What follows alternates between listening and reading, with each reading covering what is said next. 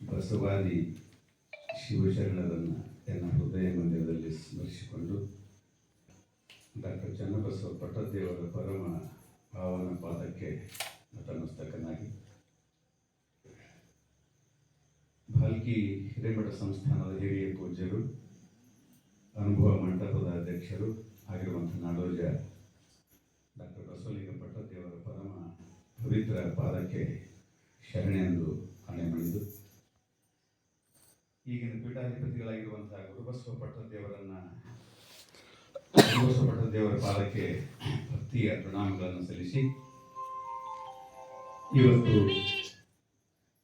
ಲಿಂಗೈಕ್ಯ ಅಶೋಕ್ ಬಿರಾದಾರ್ ಅವರ ಪುಣ್ಯಸ್ಮರಣೆಯ ನಿಮಿತ್ತವಾಗಿ ಹಮ್ಮಿಕೊಂಡಿರುವಂತಹ ಈ ಒಂದು ಶರಣ ಸತ್ಸಂಗ ಕಾರ್ಯಕ್ರಮದಲ್ಲಿ ಭಾಗಿಯಾಗಿರುವಂತಹ ಎಲ್ಲ ಆತ್ಮೀಯ ಶರಣ ಬಂಧುಗಳೇ ಹಾಗೂ ಈ ಓಣಿಯಿಂದ ಬಂದಿರತಕ್ಕಂಥ ಎಲ್ಲ ತಾಯಂದಿರೇ, ಮುದ್ದು ಮಕ್ಕಳೇ, ಈಗಾಗಲೇ ಕಾರ್ಯಕ್ರಮ 90% ಮುಗಿದಾಯಿತು. ಈ ಮನೆ ಎಲ್ಲ ಪರಿವಾರದವರು ಲಿಂಗೈಕ್ಯ ಶರಣರಾಗಿರುವಂಥ ಅಶೋಕ್ ಬಿರಾದಾರ್ ಅವರನ್ನು ಅತ್ಯಂತ ಭಕ್ತಿ, ಶ್ರದ್ಧೆ, ಗೌರವಗಳಿಂದ ಸ್ಮರಿಸಿದ್ದೀರಿ. ವಿಶ್ವಗುರು ಬಸವಣ್ಣನವರ ಪೂಜೆಯೊಂದಿಗೆ ನಮ್ಮ ಹಿರಿಯರಾಗಿರುವಂಥ ಲಿಂಗೈಕ್ಯರಾಗಿರುವಂಥ ಶರಣ ಶ್ರೀ ಅಶೋಕ್ ಬಿರಾದಾರ್ ಅವರ ಆತ್ಮಕ್ಕೆ ಶಾಂತಿ ಕೋರಿ, ಅವರ ಆದರ್ಶದಲ್ಲಿ ನಾವು ನಡೆದು ಅವರು ಹೇಳಿಕೊಟ್ಟಿರ್ತಕ್ಕಂಥ ಒಂದು ಮಾರ್ಗದರ್ಶನದಲ್ಲಿ ನಾವು ನಡೆಯುತ್ತಾ ಪ್ರತಿ ವರ್ಷ ಅವರ ಲಿಂಗೈಕ್ಯ ದಿನವನ್ನು ಈ ಶರಣ ಸಂಗಮ ಅಥವಾ ಸತ್ಸಂಗ ದಿನವನ್ನಾಗಿ ಆಚರಣೆ ಮಾಡ್ತಕ್ಕಂಥದ್ದು ಇದು ಬಹಳ ಒಳ್ಳೆಯ ಕಾರ್ಯಕ್ರಮ. ಇದು ಆದರ್ಶದ ಕಾರ್ಯಕ್ರಮ. ಬಹುಶಃ ಅವರಿಗೆ, ಆಮೇಲೆ ನಮ್ಮಿಬ್ಬರು ಅಣ್ಣ ತಮ್ಮದರು ಶಿವಕುಮಾರ್ ಮತ್ತು ರವಿ ಅವರೆಲ್ಲ ಧರ್ಮಪತ್ನಿಯವರಿಗೆ ಅವ್ರ ಸಂಸ್ಕಾರ, ಅವರ ಸೌಜನ್ಯ, ಅವರ ಒಂದು ಗೌರವಪೂರ್ವಕವಾಗಿರ್ತಕ್ಕಂಥ ಅವ್ರ ನಡೆ, ಇವೆಲ್ಲವುಗಳು ಬಹಳ ನಮಗೆ ಮಾದರಿಯಾಗಿವೆ. ಯಾಕೆ ಈ ಮಾತು ಹೇಳ್ತೀನಿ ಅಂದ್ರೆ, ಇವತ್ತೇನಾಗ್ಯದ, ನಮ್ಮ ಹಿರಿಯರಿಗೆ ಗೌರವ ಕೊಡೋದಂತೂ ಇರಲಿ, ನಮ್ಮ ಇತಿಹಾಸದ ಪುಟಗಳನ್ನು ಸ್ವಲ್ಪ ನಾವು ನೋಡಿದ್ದೇ ಆದರೆ ಅಧಿಕಾರಕ್ಕಾಗಿ, ಹಣಕ್ಕಾಗಿ ಅಥವಾ ಮತ್ಯಾವುದೋ ಇನ್ನಿತರ ಕಾರಣಕ್ಕಾಗಿ ನಮ್ಮನ್ನು ಹೆತ್ತಂಥ ತಂದೆ ತಾಯಿಗಳನ್ನೇ ಏನೇನೋ ಅವರು ದೂರ ಇಡ್ತಕ್ಕಂಥದ್ದು, ಅವರನ್ನು ಕೊಲೆ ಮಾಡಿ ತಾನು ಅಧಿಕಾರಕ್ಕೆ ಬರ್ತಕ್ಕಂಥದ್ದು, ಅವರಿಗೆ ಜೈಲಿನಾಗಿಟ್ಟು ತಾವು ಅಧಿಕಾರ ಮಾಡ್ತಕ್ಕಂಥದ್ದು, ಅಥವಾ ಅವರಿಗೆ ಅನಾಥಾಶ್ರಮಕ್ಕೆ ಕಳಿಸಿ ತಾವು ಬದುಕ್ತಕ್ಕಂಥದ್ದನ್ನು ನಾವು ನೋಡ್ತಾ ಇದ್ದೇವೆ. ಇಂಥ ಈ ಒಂದು ಪ್ರಸಂಗದಲ್ಲಿ ನಮ್ಮ ಲಿಂಗೈಕ್ಯ ಅಶೋಕ್ರವರ ಮಕ್ಕಳಾಗಿರುವಂಥ ನಮ್ಮ ಶಿವಕುಮಾರ್ ಅವರು ಮತ್ತು ನಮ್ಮ ರವಿಯವರು ತಾಯಿಯವರು ಪುತಳಾಬಾಯಿ ಯಾಕೋರ್ ಬಹಳ ಒಳ್ಳೆಯ ಒಂದು ಸಂಸ್ಕಾರ, ಒಳ್ಳೆಯ ಒಂದು ಗೌರವದಿಂದ ಈ ಮನೆ ನಡೆಸ್ಕೊಂಡು ಹೋಗ್ತಾ ಇದ್ದಾರೆ. ಮನೆಯಲ್ಲಿ ಸಂಸ್ಕಾರ ಬಹಳ ಮುಖ್ಯ. ಯಾಕಂತಂದ್ರೆ ಮನೆ ಅಂದ ಮೇಲೆ ಸಂಸ್ಕಾರ ಇಲ್ಲ, ಸಂಸ್ಕೃತಿ ಇಲ್ಲ, ಸೌಜನ್ಯತೆ ಇಲ್ಲ, ಒಬ್ರಿಗೊಬ್ರು ನಾವು ಮಾತು ಸಹಕಾರ ಇಲ್ಲ ಅಂತಂದ್ರೆ ಅದು ಮನೆಯಾಗಿ ಉಳಿಯೋದಿಲ್ಲ. ಅದಕ್ಕೆ ಲಿಂಗೈಕ್ಯರಾಗಿರ್ತಕ್ಕಂಥ ಅಶೋಕರವರ ಆತ್ಮಕ್ಕೆ ಶಾಂತಿ ಸಿಗಬೇಕು ಅಂದ್ರೆ, ಅವರ ಆತ್ಮಕ್ಕೆ ನಾವು ಶಾಂತಿ ಕೊಡಬೇಕು ಅಂದ್ರೆ, ನಾವೆಲ್ಲರೂ ಚಂದಾಗಿ ಒಂದಾಗಿ ಕೂಡಿ ಸಹಾಯ, ಸಹಕಾರ, ಸೌಜನ್ಯ, ಪ್ರೀತಿ, ಪ್ರೇಮದಿಂದ ಬದುಕಬೇಕು. ಹಿರಿಯರಿಗೆ ಸಣ್ಣವರು ಗೌರವ ಕೊಡಬೇಕು, ಹಿರಿಯರು ಚಿಕ್ಕವರಿಗೆ ಪ್ರೀತಿ ಮಾಡಬೇಕು. ಅಥವಾ ಸಸಿ ಇರಲಿ, ಮಗಳಿರಲಿ, ಮಗ ಇರಲಿ, ಹಳೆಯ ಇರಲಿ, ಯಾರೇ ಇರಲಿ, ನಾವೆಲ್ಲರೂ ಒಂದಾಗಿರ್ಬೇಕನ್ನುವಂಥದ್ದನ್ನೇ ಈ ಒಂದು ಕಾರ್ಯಕ್ರಮದ ಉದ್ದೇಶ. ಯಾಕೆ ಈ ಮಾತು ಹೇಳ್ತೀನಿ ಅಂದ್ರೆ, ನಮ್ಮ ಹೆಣ್ಮಕ್ಳಿಗೆ ಒಂದು ಕಿವಿ ಮಾತು, ನಮ್ಗಿಂತ ನಿಮ್ಮಲ್ಲಿ ತಾಳ್ಮೆ ಶಕ್ತಿ ಇರ್ತದ, ಭಾಳ ಒಳ್ಳೆ ಸಂಸ್ಕಾರ ಇರ್ತದ, ಚಂದ ಮೇಲೆ ನಡೆಸ್ತೀರಿ. ಆದ್ರೆ ಸಮಸ್ಯೆ ಏನು ಅಂದ್ರೆ, ನಮ್ಮ ಹೆಣ್ಮಕ್ಳಿಗೆ 2 ಸಮಸ್ಯೆ ಅಂದ್ರೆ, 2 ಸಮಸ್ಯೆ ಯಾವುದು? ಸೊಸಿ ಇದ್ದಾಗ ಅತ್ತಿ ಚಂದ ಸಿಗಲ್ಲ, ಅತ್ತಿ ಆದ್ಮೇಲೆ ಸೊಸಿ ಚಂದ ಇರಲ್ಲ. ಇವೆರಡೇ ಸಮಸ್ಯೆಗಳು, ಬೇರೆ ಏನು ಸಮಸ್ಯೆ ಇಲ್ಲ. ಅದಕ್ಕೆ ದಯವಿಟ್ಟು ಅತ್ತಿ ಆದವರು ಹೆಂಗೆ ನಡ್ಕೋಬೇಕು, ಸೊಸಿ ಆದವ್ರು ಹೆಂಗೆ ನಡ್ಕೋಬೇಕು ಅನ್ನೋದನ್ನು ನಮ್ಮ ಸಾಹಿತ್ಯದಲ್ಲಿ ನಿಮ್ಗೆ ಸಂಸ್ಕಾರ ಸಿಕ್ತು. ಹೆಂಗೆ ಅಂದ್ರೆ, ಸಾಹಿತ್ಯ ಹೇಳ್ತಾನೆ ಹೆಂಗಂದ್ರೆ ತನ್ನಂತೆ ಬಗೆದೊಡೆ ಕೈಲಾಸ ಭಿನ್ನಾಣವಕ್ಕು ಸರ್ವಜ್ಞ ಹೇಳ್ತ. ಇದೇ ಮಾತೊಬ್ಬ ಜನಪದ ಗರ್ತಿ ಹೇಳ್ತಾ ಏನು ಅಂದ್ರೆ ತನ್ನಂಗ ನೋಡಿದರ ಭಿನ್ನಿಲ್ಲ ಭೇದಿಲ್ಲ. ತನ್ನಂಗ ತಿಳಿದಲ್ಲಿ ನಿಮ್ಗೆ ಅರ್ಥ ಆಯ್ತದೆ. ತನ್ನಂಗ ನೋಡಿದರ ಭಿನ್ನಿಲ್ಲ ಭೇದಿಲ್ಲ, ತನ್ನಂಗ ತನ್ನ ಮಗಳಂಗ ನೋಡಿದರೆ ಕಣ್ಣ ಮುಂದೈತೆ ಕೈಲಾಸ. ಸರಳ ಸಂಸಾರ ಎಷ್ಟು ಸರಳದ ಅಂದ್ರೆ ನಾವು ನಮ್ಮನ್ನು ಮತ್ತೊಬ್ರಿಗೆ ನೋಡ್ಬೇಕಷ್ಟೇ. ನಾವೇನು ಮಾಡ್ತೀವಿ, ನಮಗೆಲ್ಲ ಬೇಕು, ಮತ್ತೊಬ್ರಿಗೆ ಕೊಡಬಾರ್ದು. ನಮಗೆ ಯಾರು ಬೈಬಾರ್ದು, ನಾವು ಮತ್ತೊಬ್ರಿಗೆ ಬೈಬೇಕು. ನಮಗೆ ಯಾರು ಕಷ್ಟ ಕೊಡಬಾರ್ದು, ನಾವು ಮತ್ತೊಬ್ರಿಗೆ ಕಷ್ಟ ಕೊಡ್ಬೇಕು. ನಾವು ಅಷ್ಟೇ ಚಂದ ಇರ್ಬೇಕು, ಮತ್ತೊಬ್ರಿಗೆ ಚಂದ ಇರ್ಬಾರ್ದು.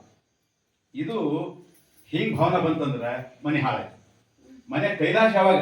ಕೈಲಾಸ ಎಲ್ಲೂ ಇಲ್ಲ. ಶರಣರು ಹೇಳಿದ ಕೈಲಾಸ ಮ್ಯಾಲಿಲ್ಲ, ಕೈಲಾಸ ಮನೆಗೆ ಅದು. ಯಾವಾಗದ ಮನ್ಯಾಗ ಮಗಳಿಗೆ ನಾವು ಹೆಂಗೆ ನೋಡ್ತೇವಲ್ಲ ಹಂಗೆ ಸಸಿಗೆ ನೋಡಿ. ಇದು ಸಸಿಗೆ ಅಷ್ಟೇ ಅಲ್ಲ, ಅತಿ ಅಷ್ಟೇ ಹೇಳ್ದ ನಾನು. ಹೆಂಗೆ ತಾಯಿ ಅವು ನೋಡ್ತೇವಲ್ಲ ಹಂಗೆ ಅತ್ತಿಗೆ ನೋಡಿ. ಹಂಗೆ ಮಗನಿಗೆ ನೋಡ್ತೇವಲ್ಲ ಹಂಗೆ ಹಳೆಯಾಗ ನೋಡ್ಬೇಕು. ಮುಗಿತು ಕೈಲಾಸ. ಏನು ಕೈಲಾಸ ಅಂದ್ರೆ ಭಾಳ ದೊಡ್ಡದು, ದೂರ ಎಲ್ಲೋ ಇಲ್ಲ. ಹ್ಯಾಂಗೆ ಹೋಗ್ಬೇಕು ಅಂತ ಹೇಳಿ ಸತ್ತ ಮೇಲೆ ಹೋಗ್ಬೇಕು ಕೈಲಾಸ ಅಲ್ಲದು. ಸತ್ತ ಮೇಲೆ ಕೈಲಾಸ ಅಲ್ಲ ಗೊತ್ತಿಲ್ಲ. ಯಾರು ನೋಡಿದ್ರೆ ಕೈಲಾಸ? ಯಾರು ನೋಡಿಲ್ಲ. ಅದಕ್ಕೆ ಇಂಥ ಒಂದು ಸಂಸ್ಕಾರ ಪ್ರತಿಯೊಬ್ಬರ ಮನೆಗೆ ಆಗ್ಬೇಕು. ನಮ್ಗೆ ಏನಾಗ್ಯದ ಅಂದ್ರೆ ನಮ್ಮ ಬದುಕು ಎದ್ರಾಗ ನಡೆದದ? ಬರೇ ಊಟ, ನಿದ್ರೆ, ಹಗಲು ಹಸಿವಿಂಗೆ ಕುದಿದು, ಇರುಳು ನಿದ್ರೆಗೆ ಕುದಿದು, ಉಳಿದಾದ ಹೊತ್ತೆಲ್ಲ ಅಸನ ವ್ಯಸನಕ್ಕೆ ಕುದಿದು. ಹಗಲತ್ತ ಒಂದು ಎದ್ರಾಗ ನಮ್ಮ ದಿನ ನಡೆದದ? ಹಸಿವಿಂಗೆ ಹಸಿವು, ರಾತ್ರಿ ನಿದ್ರಿ, ಸ್ವಲ್ಪ ಹೊತ್ತು ಉಳಿತಂದ್ರೆ ಆಸನ ವ್ಯಸನ ಅಂದ್ರೆ ಗೊತ್ತಾ ನಿಮ್ಗೆ? ತಂಬಾಕು, ಸಿಗರೇಟು ಇವೆಲ್ಲ. ಇದಕ್ಕಾಗಿ ನಾವು ಬದುಕು ಹಾಳು ಮಾಡ್ಕೊತಾ ಇದ್ದೇವೆ. ಅದಕ್ಕೆ ಶರಣ ಏನು ಮಾಡ್ತಾರಂದ್ರೆ ಅವರು ಶರಣ ಏನು ಹೇಳ್ತಾರೆ ನಮ್ಗೆ? ಬದುಕು ಹಸನು ಮಾಡೋದು. ಹೆಂಗೆ ನಮ್ಮ ಲಿಂಗೈಕ್ಯ ಅಶೋಕ್ ಅವರು ಬದುಕು ಹಸನು ಮಾಡಿಕೊಂಡು ಹೆಂಗೆ ಮಕ್ಕಳಿಗೆ ಸಂಸ್ಕಾರ ಕೊಟ್ಟಾರಲ್ಲ ಹಂಗೆ ಬದುಕು ಹಸನು ಮಾಡ್ಕೋಬೇಕು. ಹೆಂಗೆ ಹೆಸರು ಮಾಡ್ಕೋಬೇಕು? ಸಮಯ ಇಲ್ಲ, ಒಂದು 2 ನಿಮಿಷ ಹೇಳ್ಬಿಡ್ತೀನಿ. ಹೆಂಗೆ ಹೆಸರು ಮಾಡ್ಕೋಬೇಕು ಅಂದ್ರೆ ಒಂದು ಹೂವು ಇರ್ತದೆ. ಹೂವೆಲ್ಲ ನೋಡಿರಿ ನೀವು, ಹೂವು ನೋಡಿರಿ. ಆದ್ರೆ ಹೂವು ಏನದ ತಿಳ್ಕೊಂಡಿಲ್ಲ. ಇದು ಭಾಳ ಸಮಸ್ಯೆ ಅದ. ಹೂವು ಅದ. ಏನು ಹೂವು ಅದ ಅಂದ್ರೆ ಹೂವು ಹೆಂಗೆ ಬದುಕ್ತದ? ಮುಂಜಾನೆ ಹುಟ್ಟುತ್ತದ, ಸಾಯಂಕಾಲ ಬಾ. ಎಷ್ಟು ದಿನ ಬದುಕ್ತದ?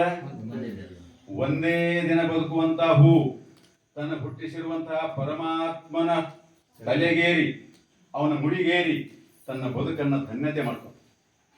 ನಾವು 100 ವರ್ಷ ಬದುಕ್ತೀವಿ. ನಮ್ಮ ಬದುಕು ಹೆಂಗದ? ಹೂವು ನೋಡಿ ಸ್ವಲ್ಪ ಸಂಕ್ಷಿಪ್ತ ಹೇಳ್ತೀನಿ ನಿಮಗೆ. ಹೂವು ಏನ್ ಮಾಡ್ತದ? ದಾರಿ ಹೋಕರಿಗೆ ಆನಂದ, ಹಾದಿ ಹೋದರಿಗೆ ಆನಂದ, ದುಂಬಿಗೆ ಮಕರಂದ, ದೈವ ಭಕ್ತರಿಗೆ ತೃಪ್ತಿ. ಕೊನೆಗೆ ಹೂವ ಮಾಡ್ತಕ್ಕಂಥ ಹೂಗಾರನಿಗೆ ರೊಕ್ಕ ಕೊಡ್ತದೆ. ಯಾವುದು? ಹೂವ. ಒಂದು ದಿನ ಬದುಕ್ತಕ್ಕಂಥ ಹೂವ ತನ್ನ ಬದುಕನ್ನು ಸಾರ್ಥಕ ಮಾಡ್ಕೊಳ್ತದ. ಆದ್ರೆ ನಮ್ಮ ಬದುಕೆಲ್ಲ ನಡೆದ ಬರೇ ಜಗಳ ಆಡೋದು, ಜಗಳ ಕೇಳೋದು, ನಿಂದ ಮಾಡೋದು, ನಿಂದ ಕೇಳೋ, ಅತ್ತಿ ಸೊಸೆನಿಂದ ಸೊಸೆ ಅತ್ತಿಗಿನಿಂದ ಒಬ್ರಿಗೊಬ್ರು ಸೇರ್ಕಿಲ್ಲ. ಅದಕ್ಕೆ ದಯವಿಟ್ಟು ಈ ಮನೆಗೆ ಹಿಂಗೆ ಸಂಸ್ಕಾರ ನಾವು ಈ ಕಾರ್ಯಕ್ರಮ ಇಟ್ಟೇವಂದ್ರೆ ನಮ್ಗಿಂತವೆಲ್ಲ ಶರಣರ ಮಾತುಗಳು ಕಿವಿಗೆ ಬೀಳ್ತಾವ. ನಮ್ಮ ಬದುಕು ಏನಾಗ್ತದೆ? ಬದಲಾವಣೆ. ಅದಕ್ಕೆ ಬದುಕು ಬದಲಾವಣೆ ಮಾಡ್ಕೊಳ್ಳೋದು ಭಾಳ ಮುಖ್ಯ ಅದ. ಅದಕ್ಕೆ ತಾಯಂದ್ರೆ ಸಮಯ ಕೊಡ್ರಿ. ಒಂದು ತಿಂಗಳಲ್ಲಿ ಬೇಕಾದ್ರೆ ಸಂಸಾರ ಮಾಡ್ರಿ. ಮನೆ ಇರಲಿ, ರೊಕ್ಕ ಇರಲಿ, ಹೊಲ ಇರಲಿ, ಬೇಕಾದ ಎಷ್ಟೇ ನೀವು ಮನೆ ಕಟ್ಟಲ್ಬೇಕ. ಆದ್ರೆ ಮನ್ಯಾಗ ಇಂಥವೆಲ್ಲ ಕಾರ್ಯಕ್ರಮ ನಡೀಬೇಕು. ಹೆಸರುಗಳ ಹೆಸರು ಮೇಲೆ ಇರಲಿ, ಮಕ್ಕಳ ಹೆಸರು ಮೇಲೆ ಇರಲಿ. ಇವತ್ತು ಏನಾಗ್ಯದ? ಒಂದು ಬರ್ತ್ಡೇ ಮಾಡ್ಬೇಕಪ್ಪ ಅಂದ್ರೆ ಲಕ್ಷ ಖರ್ಚು ಮಾಡೋರು. ಸುಮ್ಮನೆ ಕೇಕ್ ತರೋದು, ಕೇಕ್ ಏನೋ ಮಾಡೋದು, ಏನೋ DJ ಹಚ್ಚೋದು, ಅದು ಪಟಾಕಿ ಹಚ್ಚೋದು, ಇದ್ರಾಗ ರೊಕ್ಕ ಹಾಳು ಮಾಡ್ತೀವಿ. ಇಲ್ಲೇನು ರೊಕ್ಕ ಇಲ್ಲ ಸರ್ ಹೇಳಿದಾಗ ರೊಕ್ಕ ಏನು ಇದಕ್ಕೆ ದುಡ್ಡು ಖರ್ಚಿಲ್ಲ. ಬರೋದು, ಪೂಜೆ ಮಾಡೋದು, ಹೂವ ಎಷ್ಟು ಗೌರವ ಕೂಡ ಮನೆ ಹೋಗ. ನೀವೇನು ಮಾಡ್ಬೇಕಾಗಿಲ್ಲ. ನಮ್ಗೇನು ಚಾ ಸುತ್ತ ಕೊಡ್ಬೇಕಾಗಿಲ್ಲ, ಏನು ಖರ್ಚು ಮಾಡ್ಬೇಕಾಗಿಲ್ಲ. ಸಿಂಪಲ್ ಕಾರ್ಯಕ್ರಮ ಇರ್ತದ. ಅದಕ್ಕೆ ಈ ಕಾರ್ಯಕ್ರಮ ಹಿಂಗೆ ಎಲ್ಲರ ಮನೆ ನಡೀಲಿ. ಎಲ್ಲರಿಗೆ ಶರಣರ ಬಗ್ಗೆ ಸ್ವಲ್ಪ ಗೌರವ ಇರಲಿ. ಶರಣರ ವಿಚಾರ ಕೇಳಕ್ಕೆ ಹಾಕೋರಿ.